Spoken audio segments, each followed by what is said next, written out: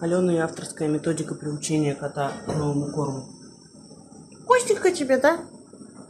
Перестал, блядь, корма жрать. Это жесть какая-то. Мясо мы не едим, блядь. Сухой корм мы не можем его кушать. От жидкого мы тоже стали отказываться.